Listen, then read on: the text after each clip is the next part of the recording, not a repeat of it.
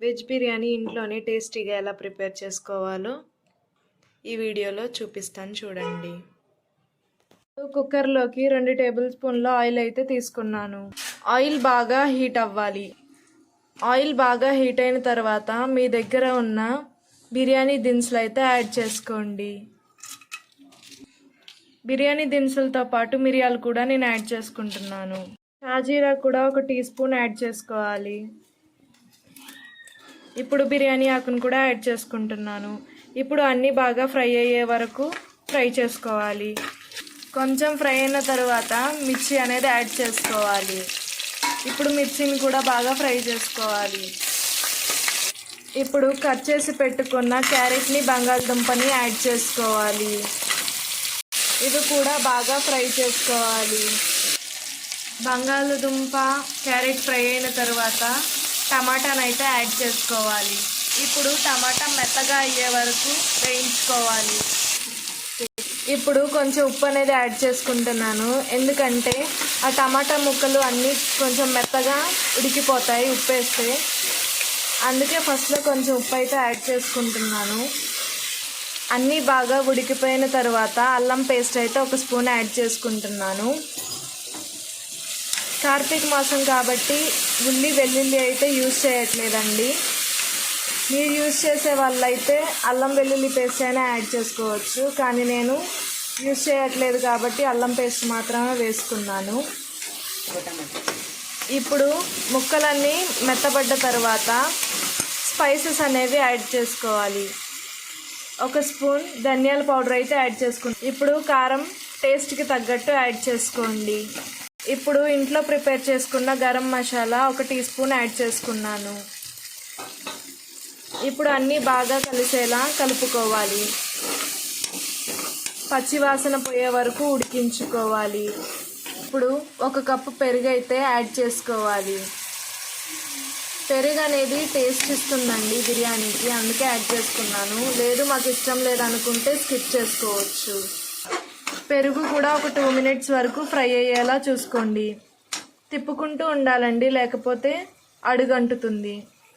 ఇప్పుడు పుదీనా, కొత్తిమీర అలాగే కరివేపాకును కూడా యాడ్ చేసుకోవాలి. కొంతమంది లాస్ట్లో కూడా యాడ్ చేసుకుంటారండి కొత్తిమీర, పుదీనా. నేనైతే ఇప్పుడే యాడ్ చేస్తాను, ఎందుకంటే ఫ్లేవర్స్ అనేవి అన్నిటికీ బాగా పడుతుంది. అందుకే నేను ఒక అరగంట ముందు సోనా మసూర్ బియ్యం అయితే కడుక్కున్నానండి. కడుక్కొని నానబెట్టుకున్నాను. ఈ కప్తో 1 కప్ అయితే నేను తీసుకున్నాను బియ్యం అనేది. వాటర్ ఎంత తీసుకోవాలో చూపిస్తాను. ఇప్పుడు కడుక్కున్న బియ్యాన్ని అయితే యాడ్ చేసుకోవాలి. యాడ్ చేసుకొని కొంతసేపు ఫ్రై చేసుకోవాలండి. అప్పుడు ఆ మసాలాలన్నీ బియ్యంకి బాగా పడతాయి. అప్పుడు టేస్ట్ చాలా బాగా వస్తుంది. బియ్యం నానబెట్టుకోకపోయినా ఏం పర్లేదు, కానీ నానబెట్టుకుంటే ఫాస్ట్గా ఉడుకుతుంది, అలాగే బాగుంటుంది రైస్ అనేది. ఇప్పుడు ముందుగా వెన్నీటిలో వేసుకొని పిండుకున్న మిల్లీమేకర్ని యాడ్ చేసుకుంటున్నాను. కొంతమంది ఆ మసాలాలోనే యాడ్ చేస్తారండి, కానీ నేను రైస్ వేసిన తర్వాత యాడ్ చేస్తాను, ఎందుకంటే మిల్లీమేకర్లు అనేవి బాగా మెత్తగా ఉడికిపోతాయి. ముందు మసాలాలోనే యాడ్ చేసేస్తే ఇలా రైస్లో అయితే బాగుంటాయి. ఇప్పుడు అంతా బాగా కలిసేలా కలుపుకోవాలి. ఇది పాత సోనా మసూర్, అందుకే నేను 2 కప్స్ తీసుకున్నాను. ఎవరైనా కొత్త సోనా మసూర్ వాడుతున్నట్టయితే 1.5 తీసుకోండి. అలాగే బాస్మతి రైస్ అయితే 1.5 సరిపోతుంది 1 కప్కి. ఇప్పుడు గోరువెచ్చగా వాటర్ని అయితే కాచుకుంటున్నాను. అప్పుడు బిర్యానీ ఫాస్ట్గా ఉడుకుతుంది, అలాగే పొడి పొడిలాడుతుంది.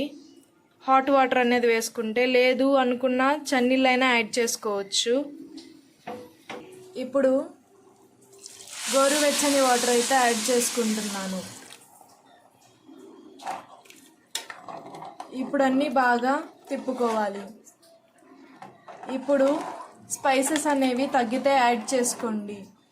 ఉప్పు, కారం ఇలాంటివి ఏమైనా సరిపోయాయా తగ్గాయా అనేది చూసుకొని యాడ్ చేసుకోవాలి. ఈ స్టేజ్లో అయితే కరెక్ట్గా తెలుస్తుంది, సరిపోతుంది కూడా. ఇప్పుడు ఇది కొంతసేపు మరగనివ్వాలి. వాటర్ అనేవి మసులుతాయి కదండి, ఆ స్టేట్లో మూత అనేవి పెట్టుకోవాలి. ఇలా వాటర్ అనేవి మసులుతున్న స్టేట్లో మీకు కావాలంటే ఒక స్పూన్ నెయ్యి అయితే యాడ్ చేసుకోవచ్చు టేస్ట్ కోసం. లేదు ఇష్టం లేదు అంటే స్కిప్ చేయొచ్చు. ఇప్పుడు కుక్కర్ మూత అయితే పెట్టుకొని 3 విజిల్స్ వచ్చే వరకు వెయిట్ చేయాలి.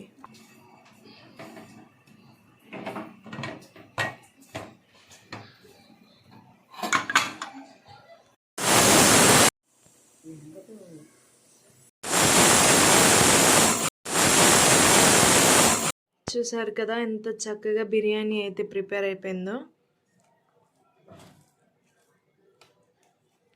Thanks for watching. Please to subscribe.